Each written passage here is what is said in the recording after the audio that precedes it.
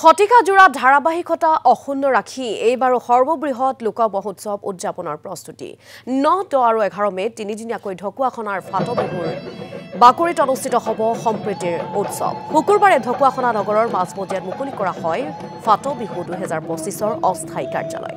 কাৰ্যালয়টো শুভ উদ্বোধন কৰে প্ৰবীণ সাংবাদিক কুশল গগৈ। জনগোষ্ঠীৰ সমন্বয় উৎসৱ ঢকুৱাখানাবাসীৰ সক্ৰিয় লোকোৎসৱ ফাটবিহু অহা 9, 10, 11 মে' 2025 তাৰিখ অসমীয়া 25, 26, 27 বহাগত ফাটবিহুতলীত অনুষ্ঠিত হ'ব।